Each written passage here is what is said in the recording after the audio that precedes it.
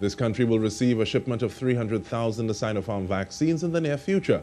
This was revealed by Finance Minister Colm Imbert, who says monies have already been paid in full for this second paid shipment. Sunil Lalla has more. Trinidad and Tobago has already received in total 300,000 Sinopharm vaccines from China. 100,000 was donated, and the first paid shipment of 200,000 vaccines arrived in the country on Monday. And less than 24 hours after that shipment arrived, Finance Minister Colm Imbert says another significant shipment is due in this country. While he could not give a timeline, the minister says payment for this has already been made in full. The first batch was 200,000, which arrived yesterday, and the second batch that we have paid for is supposed to be 300,000, which will come within a couple of weeks or so.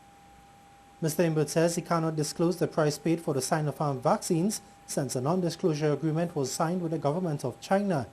He says monies are now only owed for the Johnson & Johnson vaccines, which is coming via the African Vaccination Acquisition Trust. So if you take the TT 70 million spent already on vaccines and the 37 million we still have to spend, you will get a total of 107 million TT dollars. That's all supposed to be spent in this fiscal year. But the minister says expenditure on the remaining vaccines could possibly fall into the next fiscal year based on how the shipments of the Johnson & Johnson vaccines arrive in this country. 107 million for all the vaccines. We expect to spend it in this fiscal year, but things can slip. So there would be a slip over into 2021 if there's a problem. But it wouldn't be significant because, as I said, we've already spent 70 million, and I would think even if there's a problem, we would still be spending maybe 80, 90 million this year.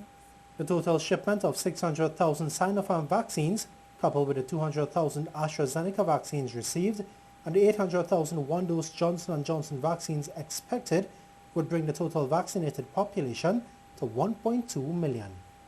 Sunil Lalla, TTD News. And as government continues the rollout of its vaccination plan, the COVID-19 figures continue to rise. The latest report from the Ministry of Health says there are 327 new positive cases and 9 more people have died. This brings the COVID-19 death toll to 686. The number of active cases now stands at 8,965.